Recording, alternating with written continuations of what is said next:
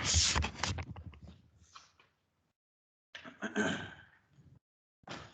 morning and welcome to the latest episode of the 12-Man podcast. Our numbers are dwindling slightly due to a consequence of sparks in year 7, 8 and 9 and intervention in year 11. So we are joined by only a few guests today. Our panel stretches to West Ham, Blackburn, City and United.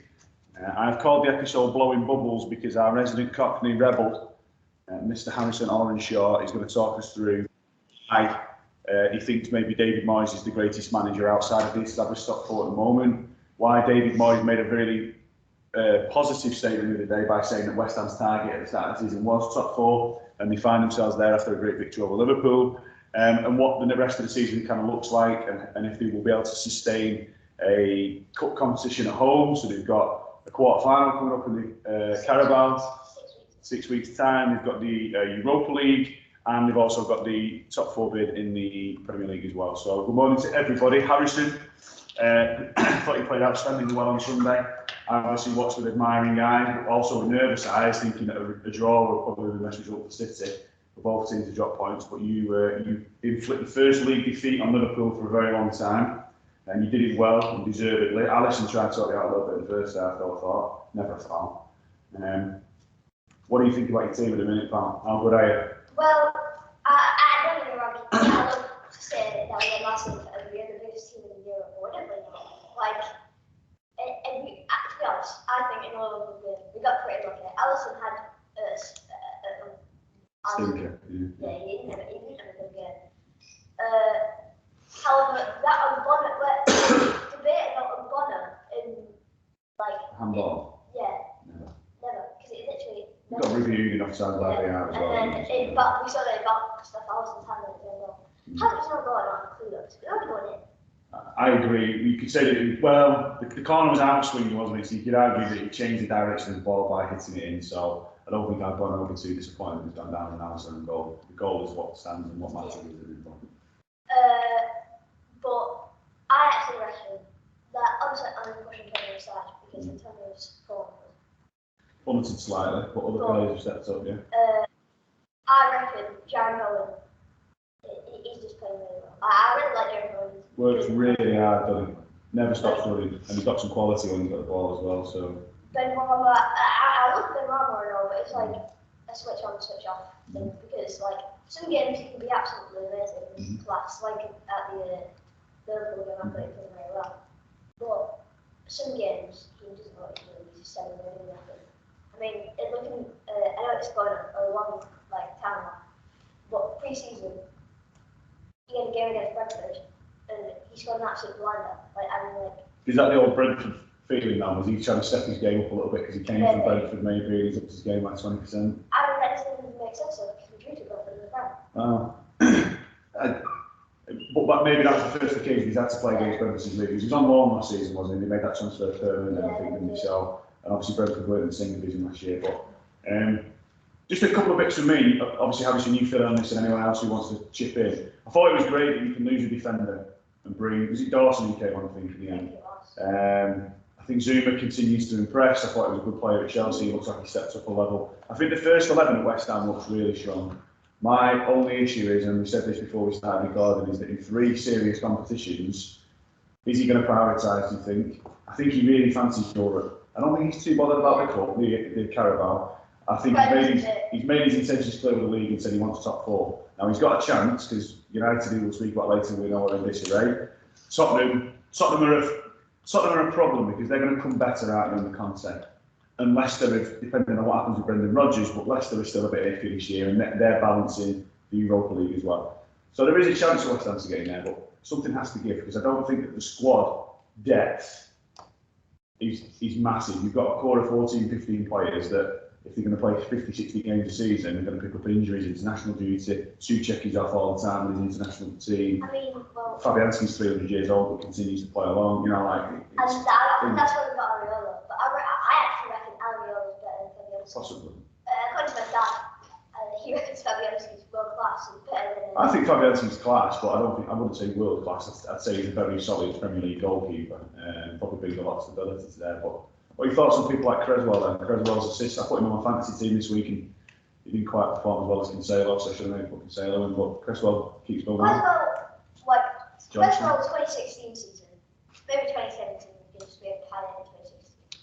But Cresswell 2017 to like 2018, he was like a really good, like his balls were insane. Like he was whipping a ball and just get to the top line. Was it Leeds he came from Cresswell, I think? I actually don't know. I think it was. I think the value for money as well on Cresswell, I think it's relatively low, the amount paid for him, 3, 4, 5 million kind of area, so seems to be really good.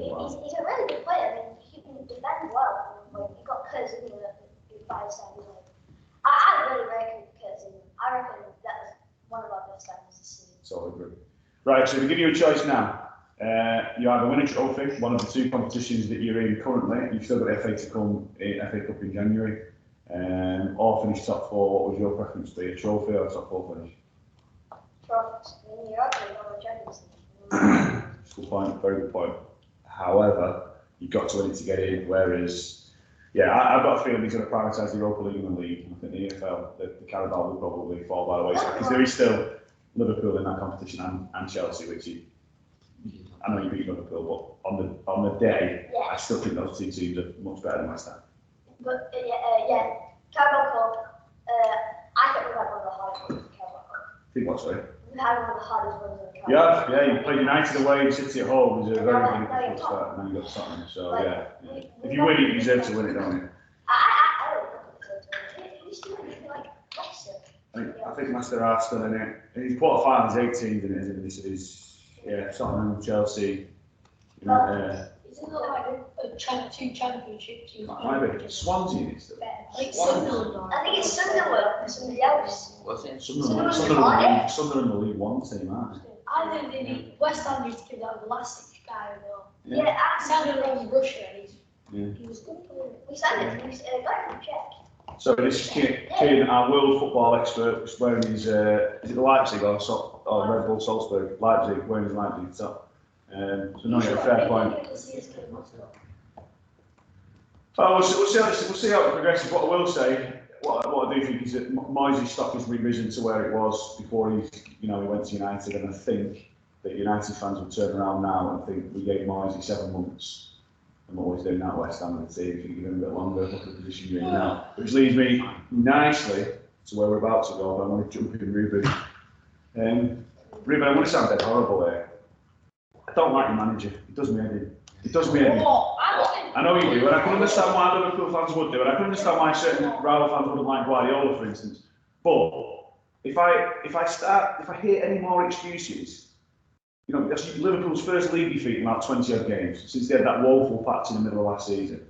Played well. You're still right up there. You're 12 from 12 in the Champions League. Any competition so far this year has been a positive, but it was a foul. It should have been a handball. It wasn't VAR. It was a foul on him on Jordan Henderson. He sometimes got to put his hands up. I thought on the value of the game, taking it out, I still thought that West Ham was a better team on the day. I thought they played better. He's got to start. He can't be a media guy all the time. Ha ha ha! This is so funny. Yeah. It's great when things are going his way, and then when things don't go his way, turn on camera and be really negative and sour and bitter. Does that make sense? And I totally appreciate and understand he's a class manager. As a personality, I just don't like him. And I think you'll be honest and say, actually, this team probably deserved it on Sunday, didn't it? And actually, on the whole grand scheme of things, the fact that City beat United, which pushed United further down, Tottenham maybe on the up, but only got a draw at Everton. In fact, Chelsea dropped points to Burnley. You're Blackburn, right? No Burnley representation here after their best result of the season. Meant that actually it wasn't the worst result in the world, was it? And you've got to play City again, and you've got to play Chelsea again. And we will drop points as the season goes on. We dropped crap points the week before, didn't we, on against Crystal Palace? So, yeah, maybe. I'd say again, City's lost points this year. We lost to a very poor Tottenham team at the start of the season, and we lost to Palace. And we drew at home to Southampton. They're not teams that you would expect us to drop points against, yet we've gone to Anfield and drawn, we've gone to Stamford Bridge and won, we've gone to United and dismantled them. And we've romped Arsenal at home 5-0 as well. So actually, we seem to be better against the better teams. Moving on nicely to United, I see some very glum faces around here. No, we're going to come to Blackburn later. I think the more pertinent issue is, I know your opinions on Ollie, and I know your opinions on the team because we did this last week. On a level of 1 to 10, 10 being the most embarrassing ever, 1 being it wasn't embarrassing at all, where did that result rank? And sub question, because I've got an opinion, a strong opinion is, was it worse than Liverpool? Yeah. No. It's just, You're a it's top just getting five. worse every week. Worse Bro, every one week. of the top Being five. dominated. I think if it You're just was, wasting even if I time. was to take my City hat off, I think regardless of the scoreline was obviously better. But I think that the way that City kept the ball, limited anything. 1 snapshot Ronaldo shot in 90 minutes, more touches by Cancelo at left back than the entire United team combined with some statistic. City had, I don't know, something like, 4 touches in our opposite, in our half, in our penalty box, sorry, by United players. It was woeful. And it wasn't just because United were poor, they were. Obviously City were outstanding on the day. They toyed with United, I thought. Say again. There's no pressure. Strange formation, could have scored 2 own goals within the first 20 minutes, not just the Bailly one, but the Lindelof effort. We had more shots in our own goal than we did in Edison. Correct. And all these stats, it's like 2 levels of embarrassment, isn't it? It's like Liverpool humiliated us and they're still classed as your biggest rivals. I understand that and I appreciate that. Liverpool humiliated in terms of scoreline, but maybe not in terms of play. United still had a few chances and opportunities. They played a few nice passages of play during that game, but they just got spanked. Scoreline. Yeah, the City game, you always heard the commentary, Gary Neville was almost willing the goal to go in before half time to make it to justify the dominance of the game. And I think, as many good saves as De Gea, I know you like it, De Gea's made, what on earth is he doing for that second goal? What on earth are the lads at the back post? It's Yeah, not yeah, communication, if they're not it wasn't talking. there, it would have been 4 They 0. can't. I They need agree. to learn English. I'm just looking at Yeah, stats now. Henderson Ben, all he wants. All he wants. Even if United did score all the shots on target, they still wouldn't have won. No, In 1 shot on target.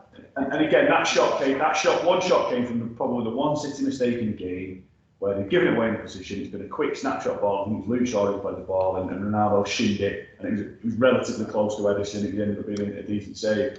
But the second goal for City, and City have made a big deal of it this week, every single player in the team touched the ball at least once. It was something like 26 passes, ball into the back post, and Bernardo, who was a midget. I know he's not done it with his head. It wasn't a good goal, It wasn't a great goal, no. It was a great.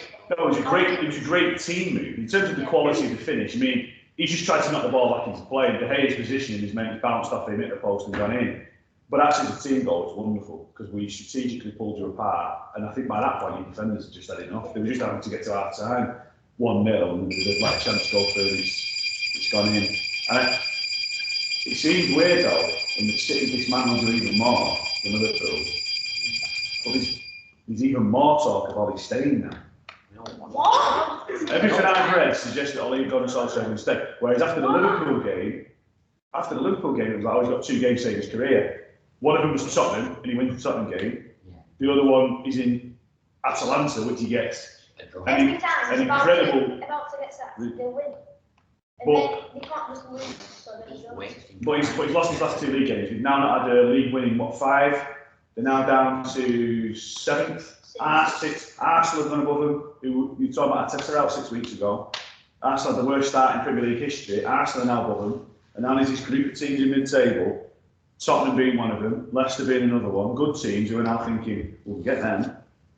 And I've got a bad feeling. You on there, Harrison? Tell me United's next couple of fixtures. Got We've one. got We've got Watford- 2 easy games. Watford away. No, Watford away. Don't say it's easy. I was going to say, Watford got a new manager. And he went no games easy for United. Really. We've got Watford, then Chelsea, then Arsenal. Oh, we're going to lose. Yeah, nice for the games. We're Don't definitely say going to lose. that. We're definitely going to lose. I think Arsenal will win because they were versing all the best teams at the start and all versing all the poo teams. But you've still got to beat them. To quote you, you've still got to beat the poo teams. And as I said halfway through, City's results and poor results this year have come against the Leicester teams in that I mean, respect. I'm just saying, if you're talking about Arsenal playing 2 teams, then apparently Leicester's a good team. You beat Leicester. Well, what I will say about United's results there is, until they played Liverpool, they have not played anyone. They played Leicester the week before. Until they played Leicester, they played no one in the top 7 from last season. So the argument could be that the same for United, is that they got to a moderately good start, and then it started to fall apart in the last 4 or 5 games. Why? Because they come up against some quality. They lose to Leicester, they lose to Liverpool, they lose to City. I'm just saying. On current form, they get battered by Chelsea too. Probably. I'm just saying. He's talking about Arsenal playing bad teams. Well, 2 out of the 3 last games have been teams that they've lost it. Yeah. Aston Villa wins. My opinion. Aston Villa, Leicester. We lost 4-2 and lost to Pogba is injured. Yeah. If Pogba gets injured, we can play that stupid 5 at the back formation, and then we could have a defensive midfielder such as Fred or McTominay. But not together. Not together, and then play Van der Beek, and then Bruno at kind of head. Did you not see what I think? We playing China. Well, I'm reading reports that Sancho's going to play at wing back. You're going to move him into the wing back position in the back 5. So, Sancho. We have we have wingers. We have loads of wingers. We have Greenwood, Rashford, arguably like one of the best in the Premier League in wingers. And but we're playing a formation that has 0 wingers. Yeah, because we're playing one Bissaka and Shaw left wing back. Greenwood. Yeah, but the reason he's playing 5 at the back surely is he's not confident in defence. So he goes back to the defensive problem. Not confident in defence, he wants to stick 5 guys back. Which takes